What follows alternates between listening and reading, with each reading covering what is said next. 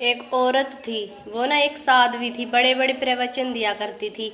बोलती थी कि अगर हमारे साथ इस जन्म में कोई बुरा कर रहा है, हमें बार बार परेशान कर रहा है, तंग कर रहा है, तो वो उस इंसान की गलती नहीं है। अगर वो किसी भी रूप में हो सकता है, हमारे पति के रूप में हो सकता है, भाई के रूप में हो सकता है, सास ससुर के रूप में हो सकता है, जैसे दोस्त के रूप में हो सकता है, वो किसी भी रूप में हो सकता है।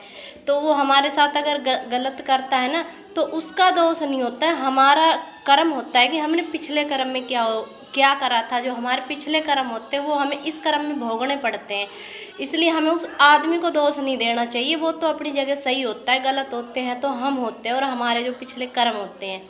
तो इतने बड़े बड़े प्रवचन दिया करती थी, इतने बड़े बड़े प्रवचन दिया करती थी, बस पूछो ही मत।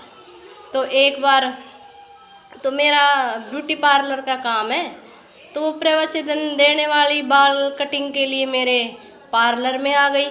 तो मैंने सोचा क्यों ना इसके प्रवचनों का बदला लिया जाए।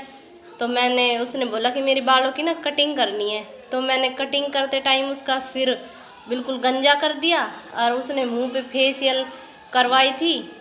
तो मैंने उसका मुंह ना पूरा ही वाइट कर दिया, खाल के साथ में उखाड़ के। तो और 1 लाख रुपए पैसे ले लिए मैंने उसी काम के। उसके बाद ना वो साध्वी, वो औरत मुझे बोलती है, तुमने ये क्या कर दिया, मेरा सारा सर गंजा कर दिया और मेरे चेहरे के साथ भी तुमने क्या छेड़खानी कर दी है। तो मैंने बोला, साध्वी जी नाराज ना होइए, नाराज ना होइए मुझसे। तो उसने बोला, क्यों? मैं, क्या पता तुम्हारे पिछले जन्म का कर्म हो, इस जन्म में भोग रही हो, क्या पता तुमने मेरे पिछले जन्म में गंजा कर दिया हो सर, तो मैंने इस जन्म में तुम्हारा बदला ले लिया हो। इसमें मेरे को नाराज होने की कौन सी बात है। और साथ में मैंने उसे 1 लाख रुपए भी ले लिए।